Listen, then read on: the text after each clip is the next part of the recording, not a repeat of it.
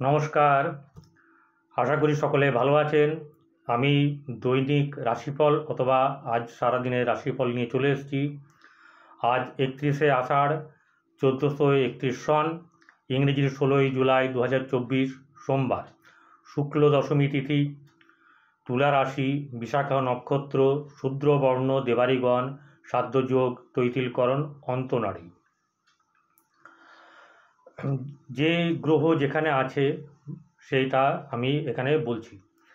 লগ্ন সকালবেলায় 5:30টার ক্ষেত্রে শুরু করে পুষ্যা নক্ষত্রে লগ্ন পড়েছে, রবি মিথুনে পুনর্বসু নক্ষত্রে, চন্দ্র বিশাখা নক্ষত্রে, মঙ্গল বৃষতের রাশিতে আছে কৃত্তিকা নক্ষত্রে, বুধ আছে কর্কটে অশ্বসা নক্ষত্রে, বৃহস্পতি বৃষ রাশিতে রোহিণী নক্ষত্রে, শুক্র কর্কটে রোহিণী নক্ষত্রে, শনি কুম্ভ রাশিতে পূর্ব ভাদ্রপদ নক্ষত্রে, এবং শনি বক্রী হয়ে আছে, রাহু মীন রাশিতে উত্তর ভাদ্রপদ নক্ষত্রে, কেতু কন্যা রাশিতে হস্তা নক্ষত্রে। এই হচ্ছে গিয়ে আজকের রাশি গোচরে যে যে জায়গায় যে যে গ্রহ অবস্থান করছে তার ব্যাখ্যা। এবারে দেরি না করে চলে আসি যে মেষ রাশির আজকের দিন কেমন যাবে। মেষ রাশির আজকের দিন একটু আগের তুলনায় একটু খারাপ হবে, মেজাজ গরম থাকবে, ঠিকভাবে অনেক সময় দেখা যাবে যে ব্যবহার একটু অন্য প্রকৃতির হচ্ছে, সাধারণ নয়। আর যেটা হচ্ছে গিয়ে শারীরিক দিক থেকে খুব একটা যে ভালো থাকবে তা নয়। আর্থিক দিক এখন একটু বাধা থাকবে আজকের দিনটা, কোনো রকম না কোনো দিক থেকে একটা বাধার সৃষ্টি হবে। ব্যবসা, যারা ব্যবসা করেন তাদের ব্যবসা কিন্তু একটু উথাল পাতাল চলবে, তবে মোটামুটি সেরকম ধরনের উল্লেখযোগ্য কিছু নেই। যারা চাকরি করেন তাদের চাকরির জায়গাতে সামান্য কিছু অশুভ থাকলেও বেশিরভাগটাই শুভ যাবে। প্রেম এবং প্রণয় এই দুটো মানুষের একটা বিরাট ব্যাপার। যারা প্রেমে জড়াতে চান বা প্রেম করছেন উভয়দেরকেই বলছি যে তারা কিন্তু আপনারা একটু সাবধানে ব্যবহার করবেন, কথাবার্তা খুব গুছিয়ে বলবেন, রেগে যাবেন না, ঠিক আছে? এরকমটা করলে ভালো হবে। দাম্পত্য জীবন মোটামুটি শুভ। চলে আসি বৃষ রাশিতে। বৃষ রাশিতে বসে আছে বৃহস্পতি এবং মঙ্গল। তাহলে সেই বৃহস্পতি মঙ্গল যখন থাকবে লগ্নে, তখন তাই সেই বৃষ রাশির লোকেদের কিন্তু নর্মালিভাবে ভালো যাওয়ার কথা, কিন্তু প্রচণ্ড পরিশ্রম করতে হবে। কর্মের যে জায়গায় সেখানে বেশি পরিশ্রম করে, বিশেষ করে যারা ব্যবসায় জড়িত, প্রাইভেট জবে জড়িত, এদেরকে কিন্তু একটু খাটনি করতে হবে, ঠিক আছে? আর যারা পার্মানেন্ট সার্ভিস করেন তাদের ক্ষেত্রে সেরকম ধরনের কোনো রকম খারাপ কিছু নেই, তবে অনেকের সঙ্গে বনিবনা নাও হতে পারে, এই দিকটাতে একটু খারাপ আছে। আর্থিক দিক আগের তুলনায় কিছুটা বেটার। প্রেম প্রণয়ের ক্ষেত্রে এই জাতক বা জাতিকার মোটামুটি বলা চলে, তবে খুব একটা উল্লেখযোগ্য কিছু নেই। দাম্পত্য জীবন কিন্তু খুব একটা ভালো নয়। চলে আসি মিথুন রাশিতে। মিথুন রাশি এমনিতেই হচ্ছে গিয়ে দ্বৈত মনোভাবাপন্ন। সেখানে রবি বসে আছে। রবি আজকে রাত্রিবেলায় বেরিয়ে যাবে। কোথায় যাবে না পরের রাশি কর্কটে। তাহলে এই রবি কী করবে, মান যশের ব্যাপারটা থাকতে থাকতে দেওয়ার চেষ্টা করবে, কারণ রবি মান যশের অধিকারী। মিথুন হচ্ছে তার শুভ ঘর, তাহলে দেবে না কেন, দিতে তো হবেই।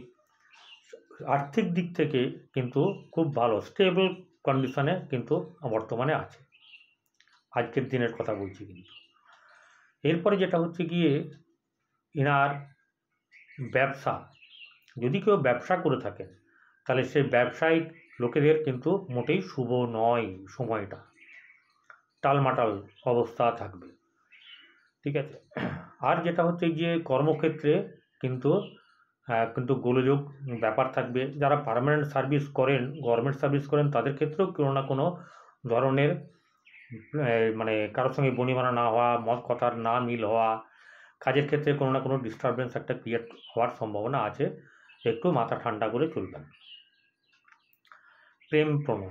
প্রেম প্রণয়ের ক্ষেত্রে এই জাতক বা জাতিকার কি হচ্ছে না, খুব একটা ভালো সময় নয়, দাম্পত্য জীবন মোটেই ভালো না। চলে আসি কর্কট রাশিতে। কর্কট রাশিতে বসে আছে কে? শুক্র এবং বুধ, দুটি কিন্তু বন্ধু রাশি।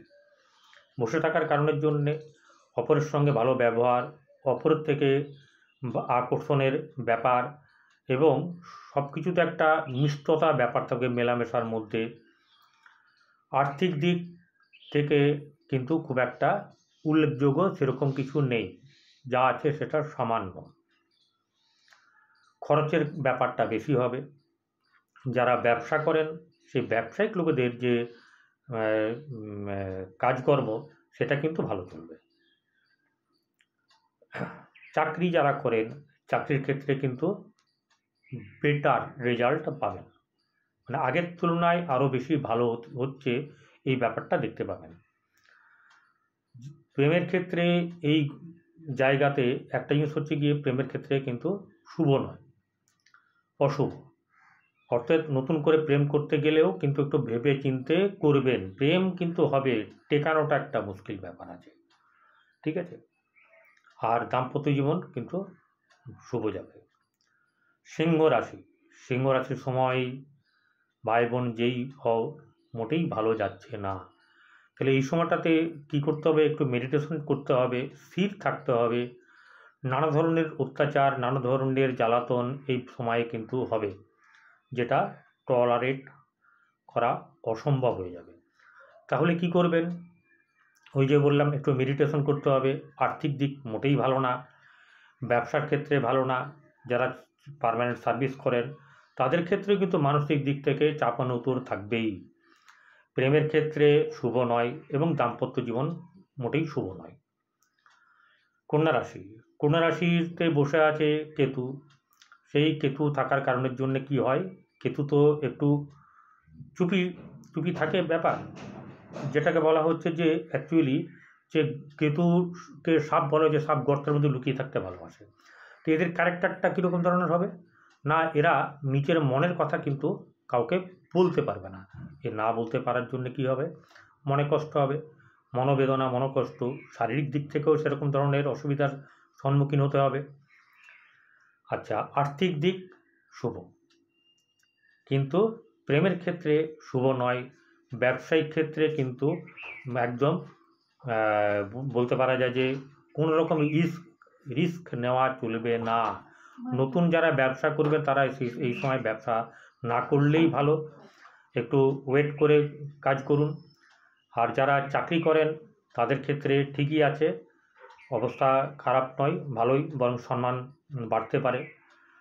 চলে আসি তুলা রাশিতে। তুলা রাশির লোকেরা একটু মান সম্মানের অধিকারী হয়।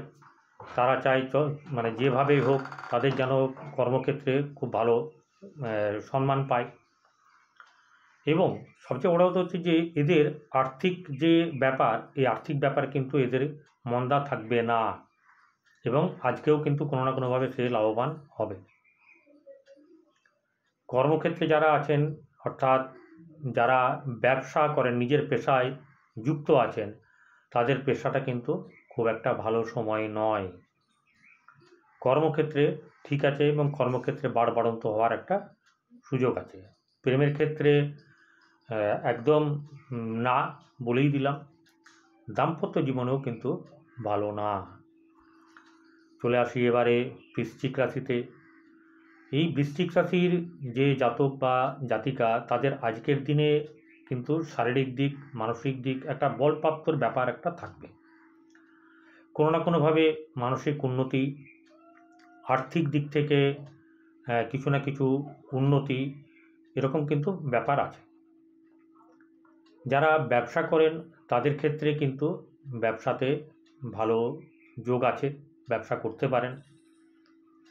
নতুন ব্যবসা যারা করবেন মনে করেছেন তারাও একটু ব্যবসাটা করুন, কিন্তু একটু দেখে নেবেন বা দেখিয়ে নেবেন।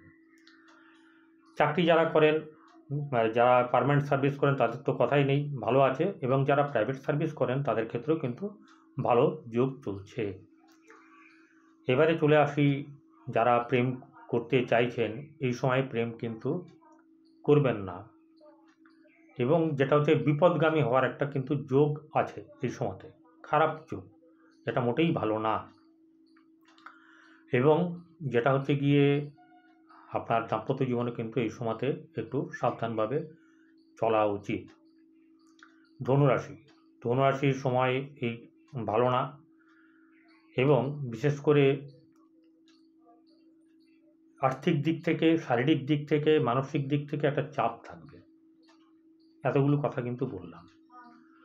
এবং সবচেয়ে বড় কথা বলা হচ্ছে যে যারা ব্যবসা করবেন সেই ব্যবসায়িকদেরও কিন্তু এই সময়টা খুব একটা ভালো যোগ নেই।